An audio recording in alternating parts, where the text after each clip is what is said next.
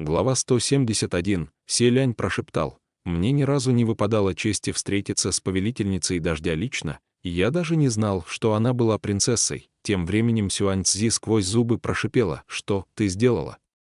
Почему я не могу пошевелиться?» Повелительница дождя отвела взгляд от Пэймина и ответила: «При мне меч Юйлун».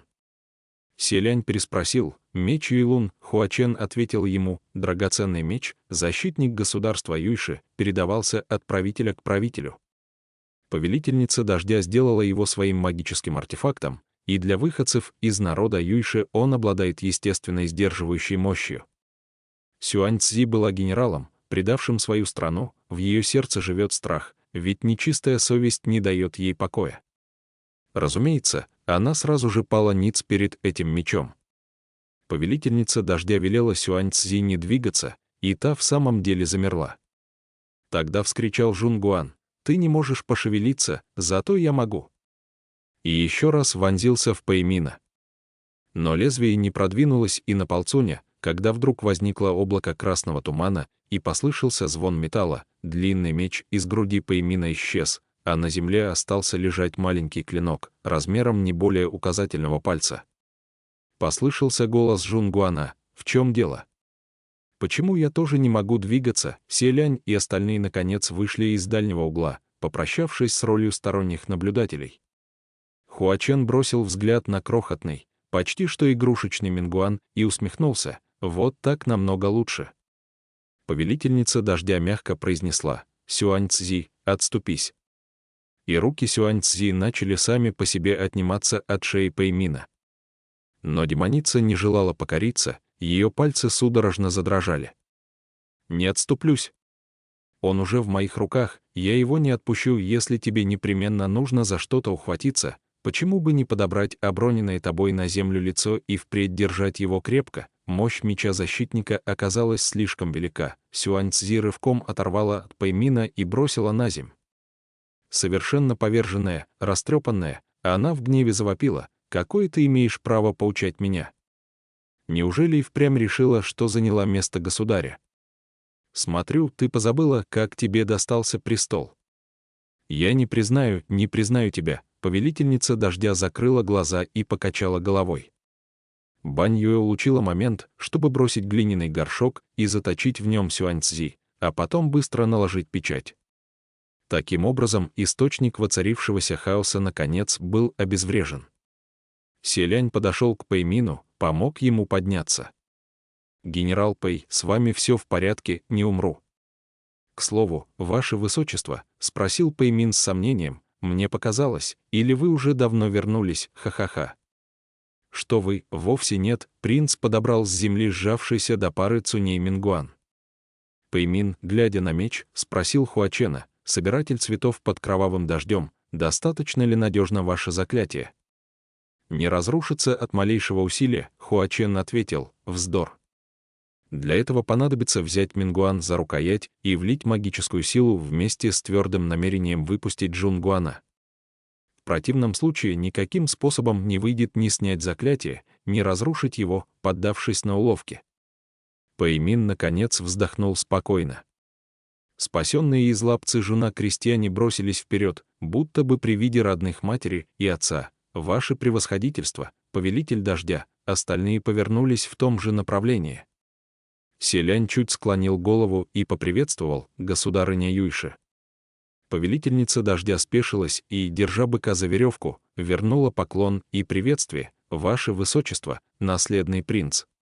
При этом ее жесте взгляд селяня невольно скользнул к шее девушки и замер на мгновение, затем принц заговорил: «Во время великой засухи в государстве Синьлэй я удостоился милости вашего превосходительства, когда вы одолжили мне свою шляпу.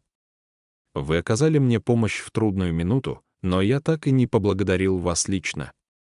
Сегодня я, наконец, могу исполнить это свое чаяние». Принц отвесил глубокий поклон. Повелительница дождя неподвижно дождалась, пока он выпрямится, и тогда неторопливо произнесла: «Я думаю, запрети я вашему высочеству благодарить меня, вы бы все равно не успокоились. Что же, раз вы уже поклонились, с этого момента забудьте о случившемся». Она говорила спокойно и медлительно, с легкой улыбкой, совершенно непринужденно. Неожиданно послышался голос: «Эй, Пэймин! Ну что, опозорился?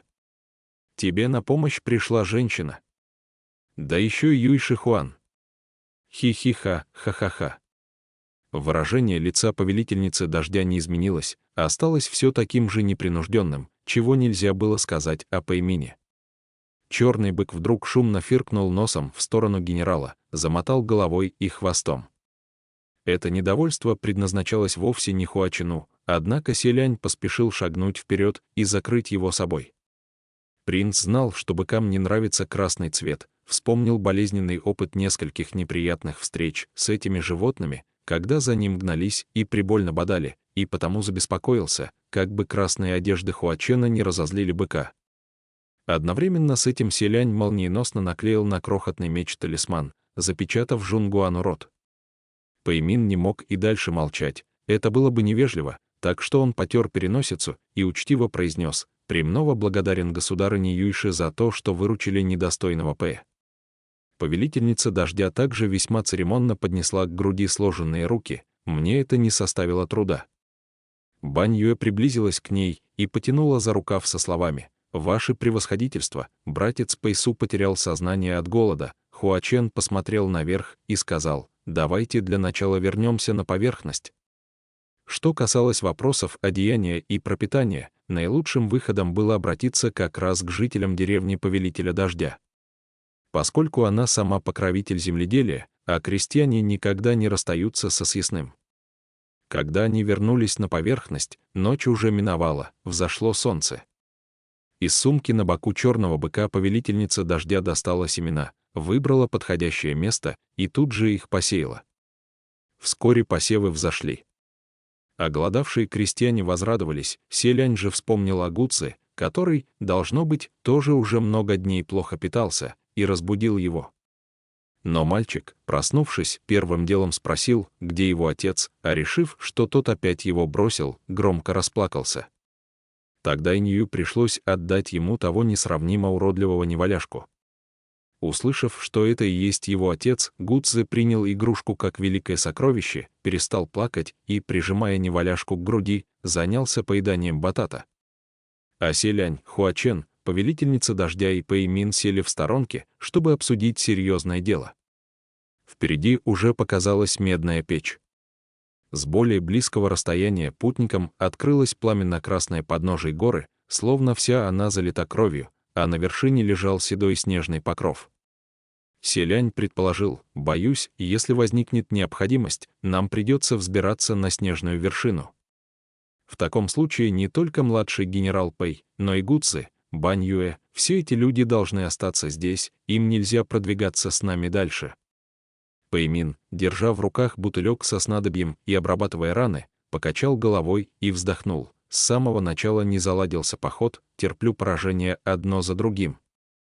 Эти слова как нельзя лучше описывали его злоключение на горе Тунлу. Поистине смертельное невезение, есть о чем погоревать. Повелительница дождя, которая в подобающей позе сидела возле селяня, поразмыслив немного, обратилась к нему: «Ваше Высочество, вы ведь прибыли сюда, чтобы уничтожить демонов, способных стать непревзойденными. В таком случае вам следует особенно опасаться одного из них». Селянь немедля встрепенулся: «Ваше превосходительство, с кем-то столкнулись?» Повелительница дождя мягко кивнула: «По пути сюда я видела юношу в белых одеждах». Селянь тихо ахнул и ответил: «О нем мы наслышаны, множество других демонов весьма устрашились его, и мы тоже едва не натолкнулись на этого юношу. Вы видели его своими глазами? Как же вам удалось уйти, стыдно признаться. Все благодаря быстроте копыт моего быка, да и юноша тот вовсе не проявил интереса к погоне. В противном случае не могу сказать, каким мог бы быть итог». «Как он выглядит?» Задал еще вопрос Селянь. Лицо его не разглядеть, поскольку оно полностью скрыто за бинтами. Лицо полностью скрыто за бинтами, Селянь потрясенно воскликнул. Лан Ин. Пэймин нахмурился: «Ваше Высочество знает, кто это, я не могу утверждать». Принц повернулся к Хуачену. «Сань Лан, Лан Ин ведь сейчас в призрачном городе». Хуачен также сделался задумчивым и серьезным, а помолчав немного, ответил: раньше был, но там ли он сейчас, теперь трудно сказать. ГГ, все-таки лучше расспросить подробнее. Тогда селянь продолжил: «Ваше превосходительство, скажите, этот юноша в белых одеждах с бинтами на лице, ему лет 10 с хвостиком или даже чуть-чуть побольше, в общем, он слабый худенький подросток», однако ответ оказался неожиданным: «Вовсе нет. Ему около 16-17 лет, сложен примерно как ваше высочество». Такой ответ вышел за рамки ожиданий принца, он даже переспросил: 16-17. Но Лан Ин не настолько взрослый. И все-таки, это он или не он? Только по имеющимся сведениям понять невозможно. Пэймин выбросил опустевший бутылек со снадобьем и сказал: «Все равно в итоге все окажемся в медной печи. Подождем, и все выяснится». Будучи богом войны, он поразительно быстро восстанавливался, всего одна бутылочка чудесного снадобья, и даже тяжелые ранения, какие достались генералу Пэю, почти совсем затянулись. Внезапно повелительница дождя, чуть повернув голову, спросила: «Генерал Пэй, почему при вас нет меча?» Похоже, Пэймин не ожидал, что повелительница дождя сама обратится к нему с вопросом, и не сразу придумал, что ответить, а тем временем Пэйсу, который наконец очнулся и теперь неподалеку ел батат, ответил за него: «Меч Гене, Рала Пэ, был сло, ман, ешь свой батат», бросил ему Пэймин. И Пэйсу замолчал. Повелительница дождя, однако, услышала, ненадолго задумалась, сняла с пояса меч и двумя руками протянула его Пэймину. Ее лицо при этом не выражало ни тени издевки, действия отличались подобающим достоинством. Взгляд Пэймина же чуть переменился, словно вместо меча ему протягивали ядовитую змею. Поколебавшись секунду, он сказал: «Благодарю. Но ведь это меч-защитник государства Юйши, так что, боюсь, подобный жест не слишком уместен». Повелительница дождя спокойно ответила: «Государство Юйши пало сотни лет назад. Генерал Пэй, вы бог войны, мастер фехтования на мече. И сейчас, раз уж мы хотим предотвратить появление нового князя демонов, в ваших руках этот меч гораздо лучше проявит свою мощь, нежели в моих». Пэймин еще некоторое время сомневался, но в итоге все-таки крайне учтиво отказал: «Я покорнейше прошу прощения у государыни Юйши. Но в этом нет нужды». Видя его сопротивление, повелительница дожди больше не настаивала. Они поговорили еще немного об отвлеченных вещах, и Юйши Хуан даже спросила их, нет ли вестей о повелителе ветров. Тогда селянь узнал, что Ши Цинсюань поддерживал неплохие отношения с повелительницей дождя и часто наведывался в ее деревню поесть, попить и повеселиться. После инцидента с черноводьем визиты прекратились, и повелительница дождя тоже послала людей на поиски. Успехом они не увенчались, оставалось лишь горестно вздыхать. Они решили передохнуть еще 2 часа, а затем двинуться в путь. Селянь решил прогуляться и найти какое-нибудь деревце, чтобы прислониться к нему и посидеть, но Хуачен, к его удивлению, неизвестно откуда раздобыл моток веревок и полотно ткани, при помощи которых устроил между 2 деревьев пару гамаков на манер качелей. Они покатались немного, а, насладившись вдоволь, улеглись в гамаки. Полежав так немного, селянь заложил руки за голову и полюбопытствовал: «Сань Лан, как тебе кажется, почему генерал Пэй отказался принять меч ее превосходительства, бог войны, а, лишившись оружия, не спешит поскорее сыскать новое? Дожидается, что ему как следует наломают бока?» Хуачен, повторяя жест принца, неторопливо ответил: «Пэймин такой человек, женщин очень любит, однако нет такой девушки, которую он бы по-настоящему уважал. Мало того, что его кто-то спас, так спасительницей оказалась женщина, вдобавок давняя знакомая. Он наверняка злится, ведь считает это потерей лица. К тому же когда-то повелительница дождя схватила его потомка, и теперь, боюсь, ему показалось, что она намеренно выставляет его посмешищем. Разве мог он принять этот меч?» Их гамаки поскрипывали, покачиваясь в такт друг другу. Селянь произнес: «Ох, поистине излишняя самонадеянность».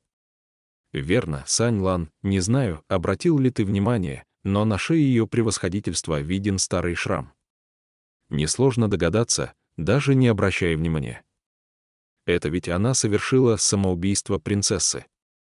Селянь чуть приподнялся, так и думал.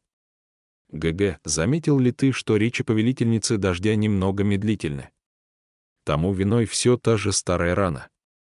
Ах, я уж было решил, что это особенность характера. Кстати говоря, если она была принцессой, почему совершила самоубийство? И та фраза Сюаньцзи «ты позабыла, как тебе достался престол» тоже вызывает немалый интерес. Каким же образом он ей мог достаться, Хуачен, также поднявшись, сказал, «История эта долгая, но я расскажу вкратце». Оказывается, Юй Шихуан хоть и входила в число потомков императорского рода, но, во-первых, была дочерью, а во-вторых, дочерью дворцовой служанки, и высоким положением похвастаться не могла. Прибавить к этому застенчивый характер и немногословность, и вышло так, что каждый из 15 старших, а также бесчисленных младших братьев и сестер пользовались гораздо большей благосклонностью при дворе. Императорский монастырь государства Юйши носил название Юйлун, монастырь дождевого дракона.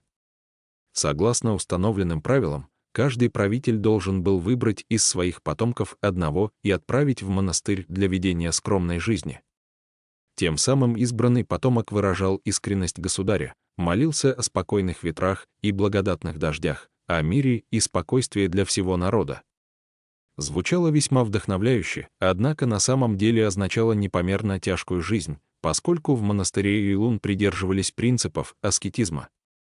Не дозволялось брать с собой ни богатых одежд, ни драгоценностей, ни слуг, да еще полагалось заниматься физическим трудом. Кандидаты на эту роль всеми силами старались спихнуть ее друг к другу, а если все-таки выпадала неудача, платили немалые деньги, чтобы вместо себя отправить кого-нибудь подставного. Когда же настал черед нынешнего государя, и думать не пришлось, выбор сразу пал на Юй Шихуан. Дослушав до этого момента, Селянь покачал головой.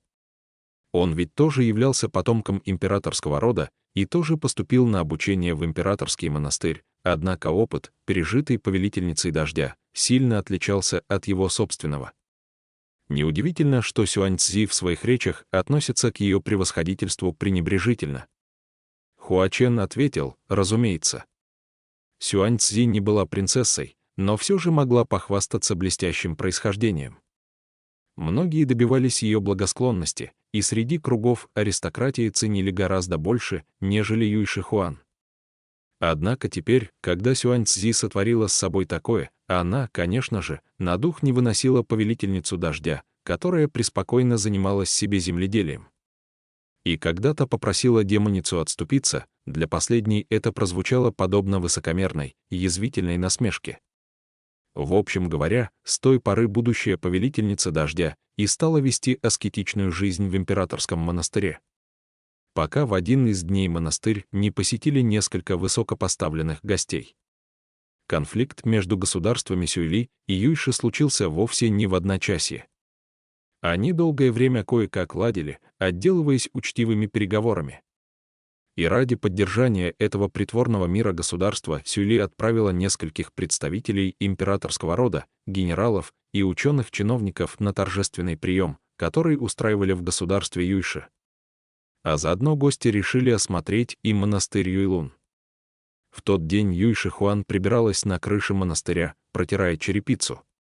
А когда ей понадобилось спуститься, она обнаружила, что кто-то унес лестницу.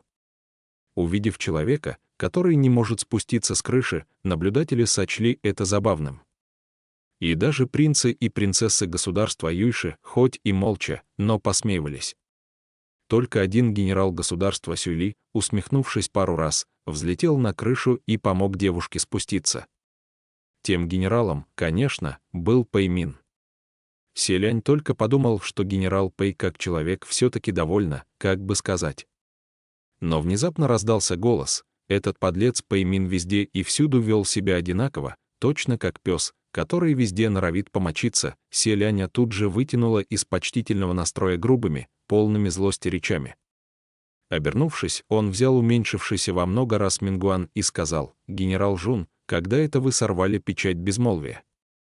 «Как видно, и впрямь очень хотите высказаться», — Жунгуан в ответ вскрикнул: «Не затыкай мне рот. Дай сказать. Все свинства, совершенные Пэй Мином, я знаю как на ладони, За 3 дня и 3 ночи всего не перечислить.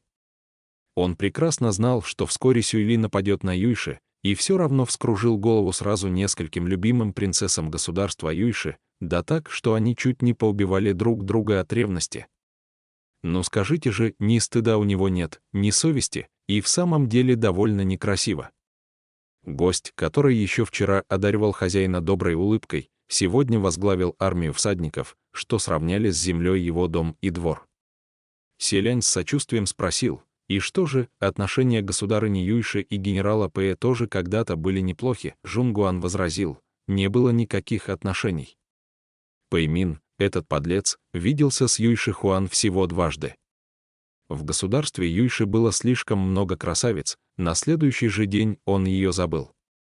В мире не только женщины ветрены и переменчивы.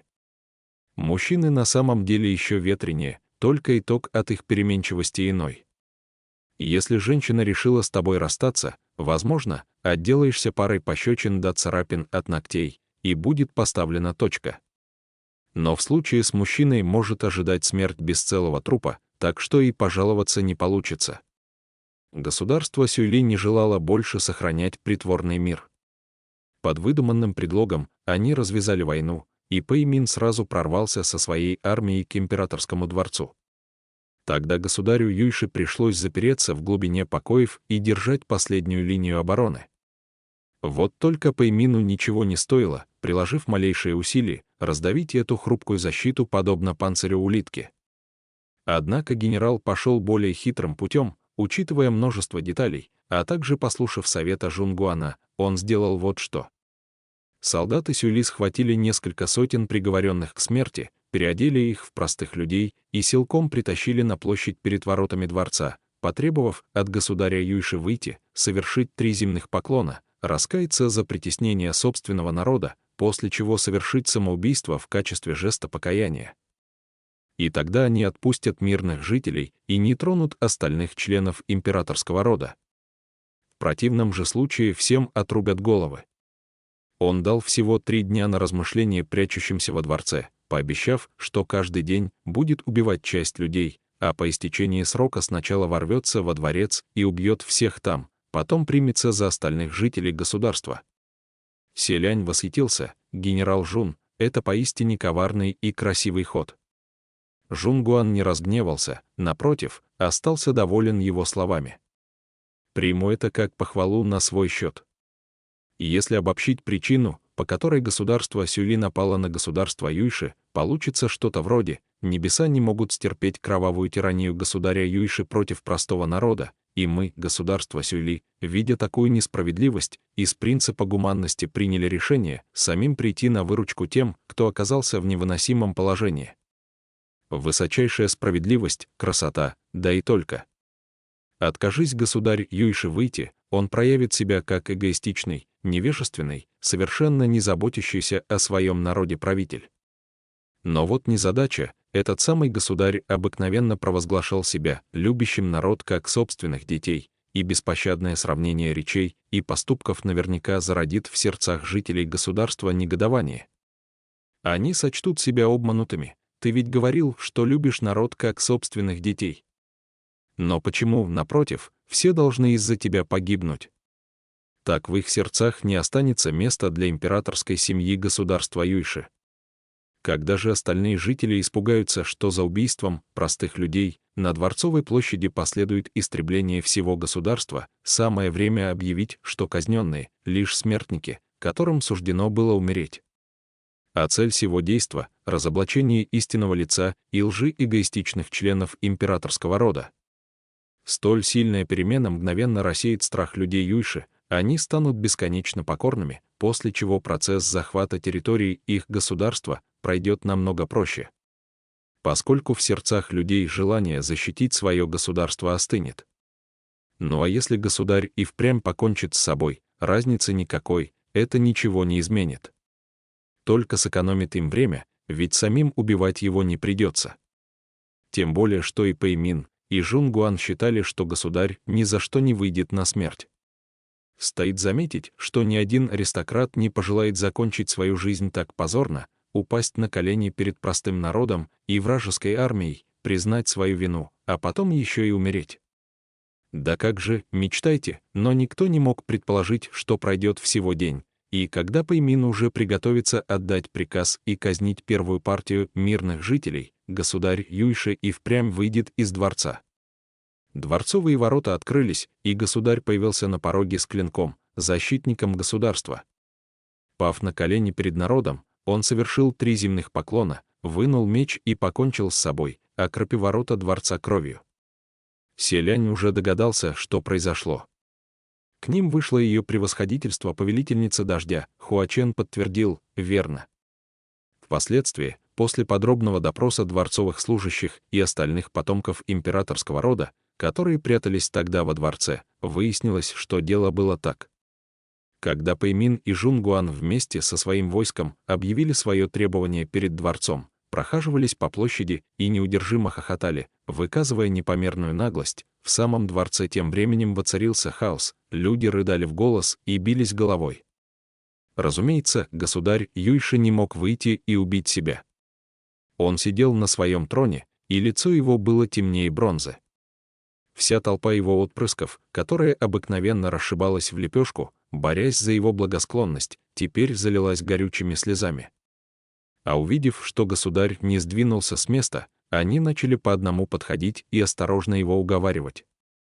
Выдумывали разные причины, это все ради страны, ради народа, даже после смерти слава тебе увековечится, и если так продолжать и дальше, простому люду тяжко придется, прозвучали все на свете уговоры. Однако слова не действовали, и когда первый день уже подходил к концу, несколько сыновей, охваченных волнением, в истерике принялись кричать на отца. Но ведь государь еще не умер, он тут же разъярился и ответил ударом жезла. В мирное время сыновья и внуки наверняка стерпели бы брань и побои, но сейчас, в момент между жизнью и смертью, никому не было дела до приличий. Поэтому один из принцев не выдержал, ответил ударом на удар, но не рассчитал силу и разбил голову 60-летнему государю, который повалился на пол, не в силах подняться. Принцы и принцессы перепугались до помутнения в голове, но когда поняли, что государь еще дышит, успокоились и стали думать, как бы выволочь его из дворца и заставить совершить поклоны и акт самоубийства. Задача не из легких, ведь государь не мог пошевелиться. Они с горячностью обсуждали даже такой абсурдный способ, как подвесить государя за руки и ноги, как марионетку, и управлять его действиями. Слышащего все это престарелого государя едва не хватил удар от гнева. Впоследствии они решили, что двое будут держать старого государя, чтобы помочь ему убить себя. Но тогда возникал другой вопрос, кого выбрать на эти роли. Опасность велика, что, если этот Пэймин придет в ярость и одной стрелой пристрелит их. Ни один, ни второй, ни третий, вообще никто не соглашался пойти на такой риск. Споры все не утихали. И вдруг 16-я принцесса, которая все время молчала и которую никто даже не замечал, обратилась к лежащему на полу старому государю. Юйши Хуан сказала: «Прошу вас, передайте мне престол». Государь Юйши посмотрел на дочь, которую никогда не удостаивал вниманием, и из уголка его глаза скатилась мутная слеза. Впрочем, только одна. Обыкновенно все потомки государя рвали и метали, сражаясь за престол, теперь же никто не стал спорить. Ведь кто на него взойдет, того и ждет смерть. Так, не прошло и часа, состоялась совсем не роскошная и самая быстрая в истории государства Юйши церемония передачи престола, знаменовавшая рождение нового правителя, им стала та, кого на этом месте невозможно было даже представить. А потом новоиспеченная государыня Юйши одним касанием меча перерезала себе горло, залив все вокруг фонтаном крови на пороге смерти. Пэймин также не ожидал подобного поворота. В перерыве между возлияниями вина он подошел посмотреть и застыл на месте. Так тоже можно было. Жунгуан разразился бранью, что за невезение. Вот как они извернулись. Государь в самом деле покончил с собой, но совсем не тот, который должен был. Погиб кто-то совсем не относящийся к делу, теперь не выйдет ни разобщить народный дух, ни убить старого пройдоху. Даже сейчас Жунгуану это казалось невообразимым. Мы и подумать не могли, что у них, черт подери, хватит ума, чтобы найти козла отпущения и временно передать престол. Куда же это годится? Даже солдаты государства Сюйли не смогли смотреть на столь недостойное действо. Они сами предложили спасти девушку, но рана оказалась слишком серьезной, лекари ничем не смогли помочь. Пэймину пришлось сдержать обещание, он не тронул людей перед дворцом и пока оставил в живых императорскую семью. Привязав горло к государыне, он со всеми почестями перенес ее в монастырь Юйлун, чтобы там она дожила последние секунды, после чего следовало выбрать место получше и похоронить ее в императорской усыпальнице монастыря. Тем же вечером, за мгновение до того, как Юй Шихуан перестала дышать, от божественной статуи повелителя дождя над ее головой послышался легкий вздох. Под вспышки молний и раскаты грома вознесся новый повелитель дождя. Селянь задумчиво произнес: «Теперь ясно, почему генерал Пэй при виде этого меча состроил такое лицо.